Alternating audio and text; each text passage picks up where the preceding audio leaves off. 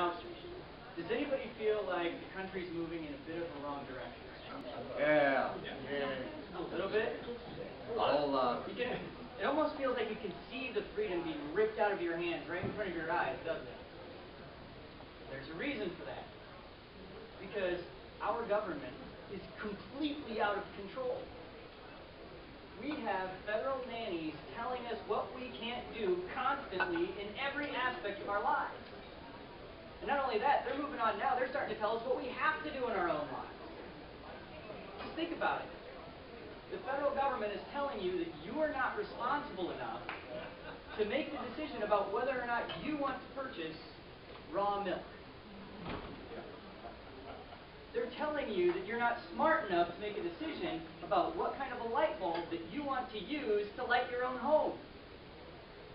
And of course, now they're telling us that we have to purchase health insurance.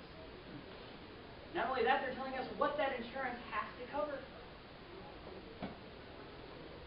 Now, that doesn't have to be our future. We can regain our freedom. And you still have an opportunity to leave a country for your children that is better than the one that you grew up in. And if you want to make that happen, the single best tool in the world for making it happen is right here. It's the United States Constitution. Now, today I'm going to do three things with you. First, I'm going to give you a quick reminder of why this Constitution is so special. It's Constitution Day dinner. We're going to talk about what it is that makes this Constitution so unique. Then, I'm going to do a little illustration so you can see exactly how the fact that not enough Americans understand the Constitution is impacting your life on a personal basis. And then I'm going to wrap up by giving you some ideas about how you can get involved and how you can get this country back on the right track. Now, the Constitution, is everybody still with me? Yep. I know it's early, but if you can't get excited about our freedom and the documents that have made it possible for us to live the amazing lives that we have, I don't know what to tell you, because I get really excited about it. Can you tell? And I haven't even had the Mountain Dew yet, like Joe. As soon as we got here, it was, what, 7:30, and Joe turns to the waitress and says, I need a big pot of Mountain Dew. I haven't had that option. I'm just excited about the fact that we get to talk about the Constitution all morning. I get really excited about it, because it is what's allowed us to have these great lives that we live. Now, the Declaration of Independence and the Constitution are the two most brilliant political documents in the world. The Declaration of Independence lays out the beliefs that this nation was founded on, and then the Constitution puts those beliefs into action. So you've got the Declaration of Independence is your theory, and then the Constitution is the practice. The beliefs that both of those documents are built upon are laid out in the Declaration of Independence, I think, almost perfectly, in about 4 or 5 sentences. And there are 4 or 5 sentences that I'm sure you've all heard before. You probably have them memorized, so why don't we all say them together real quickly. Ready? We hold these truths to be self-evident, that all men are created equal, that they are endowed by their Creator with certain inalienable rights. Among these are life, liberty, and the pursuit of happiness, and that to secure these rights, governments are instituted among men, deriving their just powers from the extent of the government. I love that. Every form of government. I love that, though. I've done that with a few different audiences, and every time we get to life, liberty, pursuit of happiness, and the whole crowd's with me and going, and then we get to about half, and then by the end, it gets a little bit lower. But I get chills every time I read those words, just because I think about what an impact those have had on the world and on my life personally. And I think about how much potential there is in those ideas to affect the rest of the world if they could just embrace them and put them into practice. But then the question becomes, what do they really mean? What do they mean? Well, it means that our freedom, our liberty, is a God-given right. But it also means that the privilege, or the power to govern, is a privilege that is granted by the people of this nation. So in other words, our right to liberty cannot and should not be revoked. But the power of our politicians to govern can be. I think most Americans still believe that our freedom is a God-given right. But too many of them have forgotten that freedom comes with responsibility. Freedom doesn't mean that you can do whatever you want, do whoever you want, whenever you want, however you want. It comes with responsibility. And part of that responsibility that you have as a citizen is that your participation in our government is required if we intend to be free. And it's that participation, it's that idea that the people have a right to govern themselves that makes this country so unique. It's that belief that our rights are gifts from God, not from the government. Those kinds of ideas are what have made this country such a great nation. It's not the fact that we're special people. I mean, we're not better than anybody else around the world. You see? All men are created equal. We just went over that. Opportunity. But I'm not a man. Chad, there's opportunity. We don't have equal opportunity. We all have equal opportunity, but we're not created equal. Well, we're created with equal value, is what it means. Nobody is any better than the other person. And we are no more, if you take it collectively, we're all the same. Other nations can have this freedom if they just embrace those ideas. We don't live on magic land. We're not special people. It's because we've embraced these ideas that have made us great. Now, just think about that. Think about what an amazing accomplishment the Constitution is in and of itself. Our founders got together, and they created a brand new structure of government. Something that hadn't been tried before, ever. And they didn't do it to protect themselves. They didn't do it to create some new political class or create a class just for themselves. They did it, like Lincoln said, they did it to create a nation that was conceived in liberty and dedicated to that proposition that all men are created equal. Just the concept of freedom itself is incredible. I think most of us today take it for granted because it's just all we've ever known. Especially for people in my generation. We don't know anything else. The vast majority of us don't think about our freedom at any point during the day because it's just natural for us. That's the way things are always supposed to be. But our freedom is the greatest blessing that God can grant us in this life. And if you ever doubt that, just go and talk to somebody that's lived without it. Because some of the most passionate patriots that we have in this nation are people who escaped communist countries and they came here for liberty. And the reason why they're as passionate as they are is because they know what it's like to live without freedom and they refuse to go back to that. It wasn't too long ago, I had a chance to talk to one of my friends who grew up in Hungary. Her name's Alona, and like I say, a little while ago, I got to sit on her couch. I just sat there for hours, and I listened to her tell me stories about what it was like when she was growing up and different things that she experienced. And for me, it was really hard to relate because it was just such a foreign concept to me. I had to keep asking her to go back and explain things in a different way because I had no concept because it was such a different world. And she talked about different people she knew that might have made the government unhappy, or the government didn't like something that they said or something that they did at some point. And then she talked about how at one point those people would just poof, disappear in the middle of the night. Nobody had ever seen them. She talked about what it was like feeling, or what she felt knowing that those people that she knew had probably been taken to a place that's known as the House of Terror.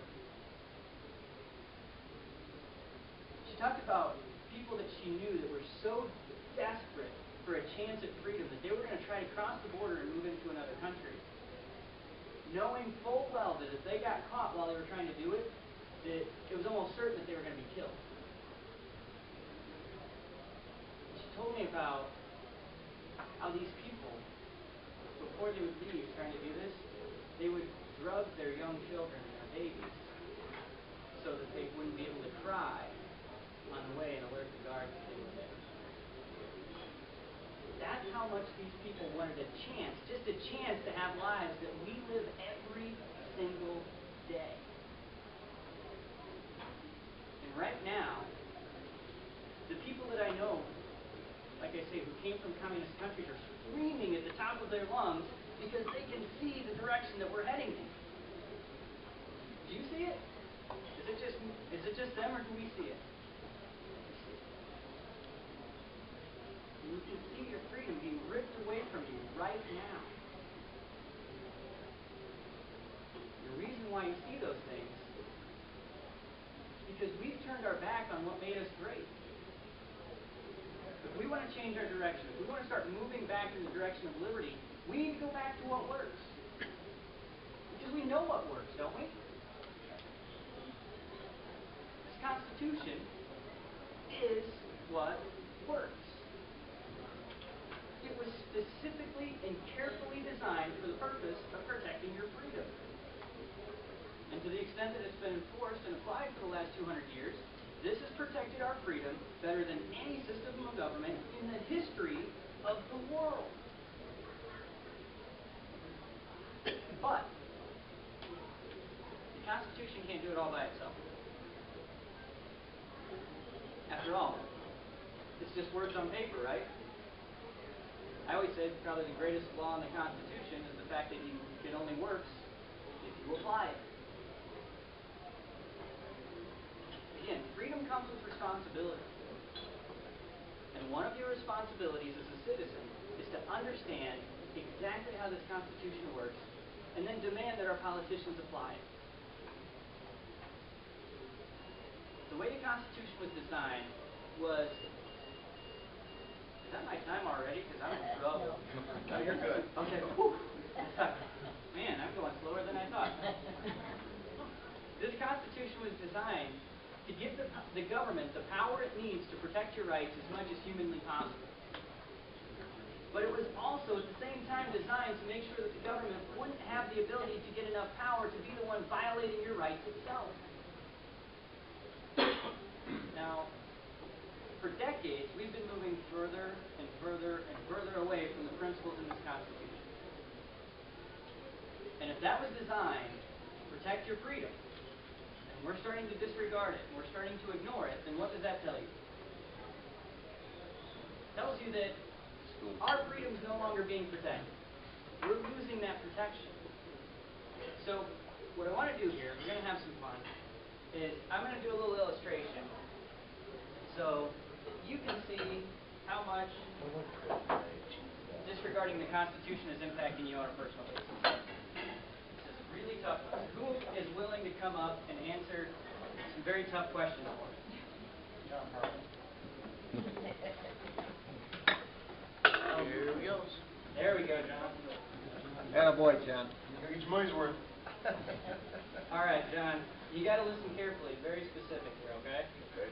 What I want you to do is take these ping pong balls, and I want you to put all of them in that bowl right there. Good job, John. All right. Follow instructions. So that's what you're going to stick with. Final answer. Yes. Who here thinks that he's right, that he did what I asked?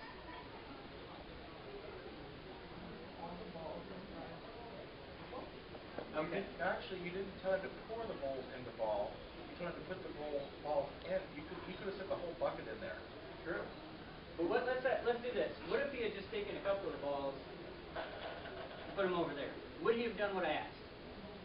No. Okay. What if he had taken just two of the balls, put them in there, and given one to her? Would he have done what I asked? No. Pretty common sense, right?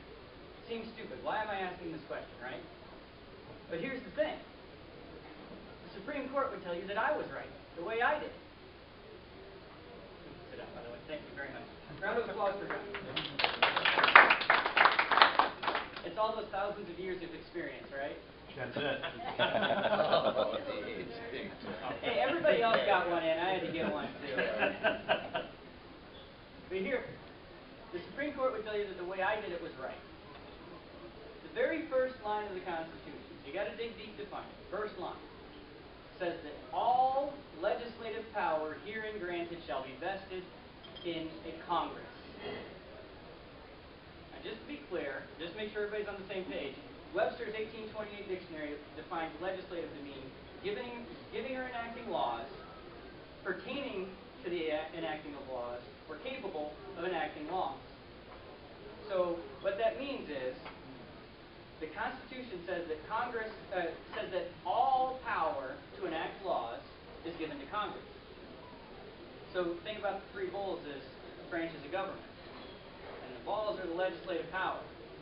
If we just put one ball here, one of these bits of legislative power in this executive branch, is that constitutional? No. No. That's not okay, right? That's where our 1 gallon flush toilets came from.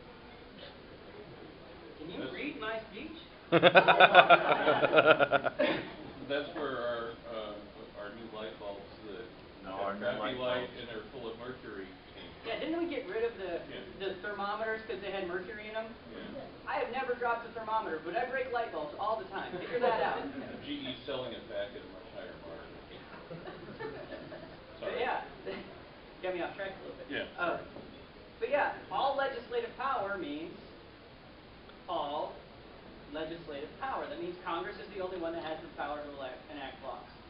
Now, I'm not sure where the good professor stands on that, because some people say regulation isn't laws, but do you have to follow regulations? Yes. If you don't follow them, will they come and get you? Yes. Okay, it's a law.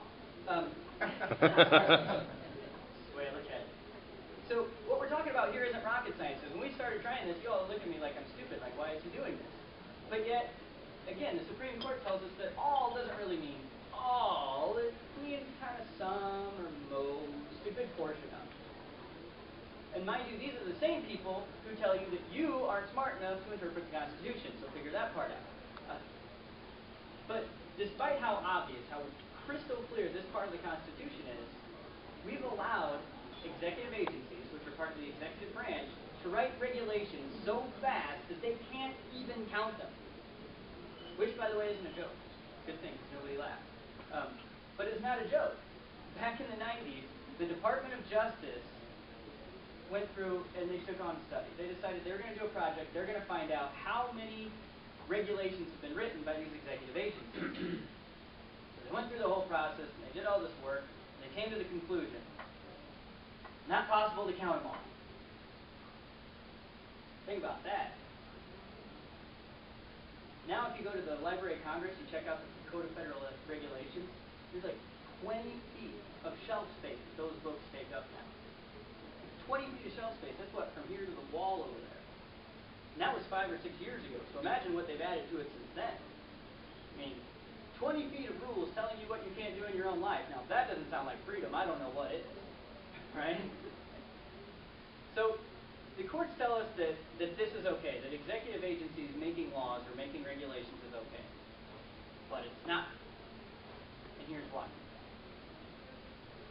The Article 1, Section 1 of the Constitution says what it says for a reason. It was designed to protect your freedom. Here's how it does that. The process for writing laws and passing laws is very cumbersome. If you actually follow what it lays out for us to do, it's very cumbersome. It takes a long time. And they have that phrase, what? It takes an act of Congress to do that. That didn't come from there's a reason why we have that phrase in our language, right? And that's not a defect. That is a feature. Because if it takes a really, really long time to pass a law, then there's only so many laws that they can pass. It naturally limits how big the government can get, because if they can only pass so many laws, then they can only get so involved in your life. It's very simple. If they can only pass so many laws, then they just simply don't have the time to tell you how much your toilet can flush, how high your railings can be, or what kind of light bulb you can have. They just don't have the time to lay out all these specific, minute details that we have, laying out those, whatever, 80-some thousand pages of regulations that we have now. But because of the fact that we've disregarded this one very clear aspect of the Constitution, we as citizens have now allowed our federal government to create these executive agencies that are now pumping out these regulations perpetually as, non-stop regulation writing machines. Because there's so many of those agencies and so many of these bureaucrats, and this is their job, to write these regulations, and so they can write an infinite amount of laws now, an infinite amount of regulations. And sometimes I think they're trying to prove that. Hey, we reached infinity, we're done. But because they've done that, they now have the time to have, let's say, FDA bureaucrats chasing down those rowdy Amish people and telling them to take care of their milk. And they have EPA bureaucrats running around telling regular American citizens that they can't build a house on their property because there's a puddle on it, and now it qualifies as federally regulated wetland. Yeah. Some of you know this, right? Yeah. By the way, does anybody know how they decide what's a federally regulated wetland? Cattails. Almost. Yeah. I just looked this up. It's really, really funny. So back in the day, the Congress gave the EPA the ability to regulate navigable waters, which navigable waters means where boats go, boat travel, right? So over the years, the EPA sort of redefined navigable waters to mean wetlands. But then you still have to figure out what is a wetland. So they came up with this process for figuring it out. Apparently, if a goose can fly over the property and see its reflection in the water, that is a wetland.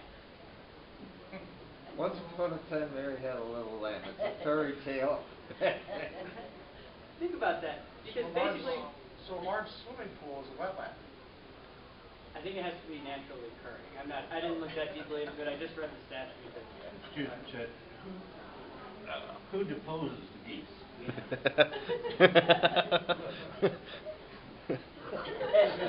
were laughing, but that's what we That's what we get into with this, though. This is why these regulations. What certifications, in addition to being an attorney, do you have to talk to a goose? Yeah. Now, and here's actually, see, and we're making fun of. A certified wildlife handler. But here's the thing: is we should. But think about it. Would a legislator that has to come back and face the people want to put his name on it? Of course not. That's why they push all these things that they don't want to vote on, but they want to have passed to these executive agencies, because then when the people get angry, we go to our legislators and say, you know what, you shouldn't have passed that. This goose thing is stupid. You go, yeah, I know, but that wasn't what I had intended when I gave that power to the executive agency. They're just bad. And then they move on. These executive agencies, they're not directly responsible to you. And we really don't have any authority to get rid of them. I mean, yeah, you could go to your president and say that, but look, when Bush came in, he kept basically the same people at all these agencies, and then Obama comes in, basically the same people in all these agencies. They don't change. And then people say, well, there's congressional oversight. So Congress passes law, says you can't do that. They send it to the president to be signed, says he can't do that. Well, if the agency didn't want if the president didn't want that agency to do that, they wouldn't be doing it. They're executive branch, right?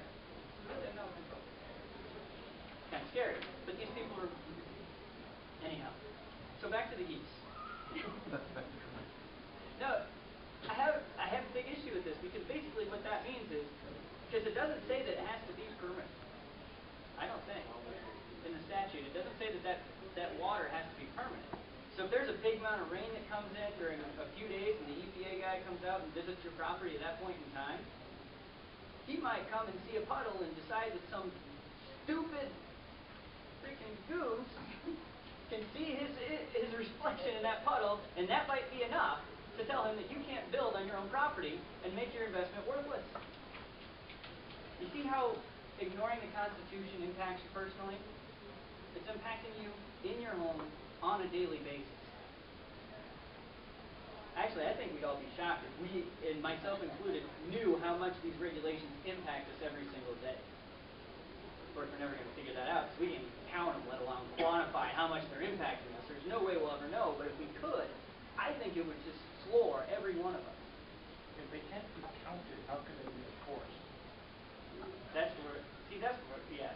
And see, that's the thing, is you're expected to understand them, know them, and obey them. But they can't even count them. That's why I heard, that's why you hear about different companies hiring lawyers to make sure I'm in compliance with regulations. You have to hire people with some companies to make sure we're following all these regulations. It's insane. Yeah.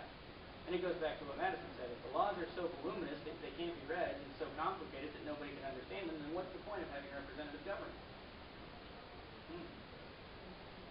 Think about it. Anyway, it's scary to think about this, though, how much it's impacting our lives, isn't it? So, don't you think it's about time we do something about it? We start turning things in the other direction? Good. Again, freedom comes with responsibility. So are you all ready to accept that responsibility for governing ourselves and getting involved in the process? Okay, if that's the response, we're in trouble. We've got to accept this responsibility. Our freedom depends on it. Our freedom depends on us being active in this process. Because if the citizens don't understand what the Constitution means, then basically it means whatever the politicians tell us they want it to mean. Which is exactly what they've done over the last several decades. They tell us what it means, we don't really understand, so we go, oh, okay, sounds good. I hadn't really thought about it, but whatever. I mean, because we've done that, that's why we're drowning in that sea of regulations that we just talked about. Because most people don't understand that the executive branch has no authority to enact laws. We're losing our freedom of religion. Because a majority of Americans think the phrase separation of church and state is actually in the Constitution. And it's not. We're losing our right to self-defense because a lot of people buy into this foolish idea that somehow the Second Amendment has some odd connection to hunting. Think about that. All that freedom that we've lost just because not enough people understand the Constitution. Vigilantes. If people could carry guns, there'd be vigilantes. That's the Shootouts. argument. Yeah. Vigilantes and cowboys. Yeah. Just never happens the way they say it was. Right? I know. They said that in Michigan, and they had class of concealed carry, and the crime went down, and everybody went, how does that work? Anyhow, as a society, it's time for us to make a decision. We can either check out, we can stay uneducated, and we can live as slaves to a totalitarian government like the one that my friend Alona escaped from. Or we can accept responsibility for governing ourselves, and we can live in freedom. But it's one or the other. Because if you want to leave the governing to the politicians because you don't want to pay attention, because you need to focus on Dancing with the Stars or American Idol, or whatever the new one is, because I don't even know. If you want to leave the governing to the politicians, and you want to live in freedom, you want what can never be. The challenges that we have in front of us are enormous. Sometimes, I look at it and it feels like it's impossible. And over the last 3 years, I've heard tons of people have endless discussions about exactly how bad things are and what a horrible situation we're in. But here's the thing. Our situation is what it is. And we can complain till we're blue in the face, but that's not going to change it. We need to stop focusing on what the problem is and get to work on figuring out what we as individuals can do to fix the problems. Because that's what this country is about. That's the founding principle of this country, is the idea of individuals choosing to govern themselves. And let's be straightforward, real honest here. President Obama is not our problem. He is a symptom. The fact that we have 50% of the people in this country that would vote for President Obama is the problem. And Joe told me specifically, don't make this political, and I don't intend to. But the fact is, that man does not believe in the principles that this nation was founded on. He actually has contempt for the principles that this nation was founded on. And most Americans can't recognize that. That is our